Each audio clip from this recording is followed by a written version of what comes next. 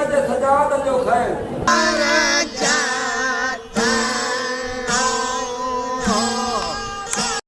जी बिल्कुल, सिंध हुकूमत पारां जेको फ़ैसिलो कयो वियो आहे त भिटशाह जो मेलो हिन साल न मल्हायो वेंदो, उन हवाले सां असीं हिन वक़्तु दरगाह हज़रत शाह अब्दुल लतीफ़ भिटाई ते मौजूदु आहियूं।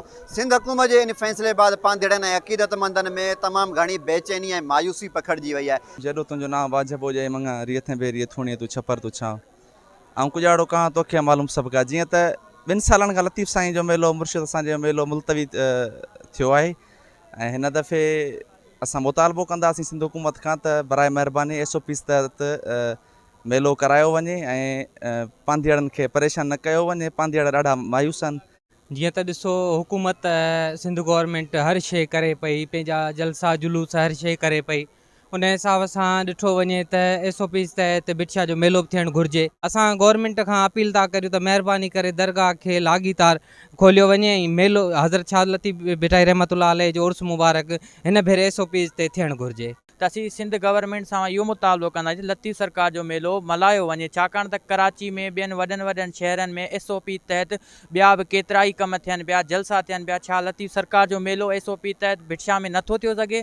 त असीं सिंध गवर्नमेंट खां इहा गुज़ारिश कंदासीं त लतीफ़ सरकार जो मेलो SOP तहत सिंध में ऐं भिटशाह शहर खे इहो माण्हुनि खे इजाज़त ॾिनी वञे त हू SOP तहत लतीफ़ सरकार जो मेलो मल्हाइनि। असां चाहियूं था त इलाही टाइम खां पोइ अॼु दरगाह खुलियल आहे, असांखे दिली तौरु ख़ुशी थी आहे, इलाही असांखे ख़ुशी थी आहे ऐं असां चाहियूं था त ईअं ई SOPs तहत शाह अब्दुल लतीफ़ जो मेलो लॻायो वञे, छो जो हर साल लॻंदो आहे ऐं असां घुमण ईंदा आहियूं, असांखे इलाही मज़ो ईंदो आहे। पांधीड़ा ईंदा आहिनि इलाही हिते परे परे खां, त उन्हनि खे इलाही तकलीफ़ थींदी ऐं महिरबानी करे उहो मेलो लॻाई वञे त बहितरु आहे। भिटाई सरकार मेलो थिए, असां घर परे परे माण्हू ईंदा ज़ारत करण ईंदा विया आहियूं, हुब खणी अचो त हिते मेलो न थियो त बाक़ी कहिड़े कम जो दुनिया जो मेला थियनि था, लतीफ़ सरकार जो मेलो छो बंदि आहे?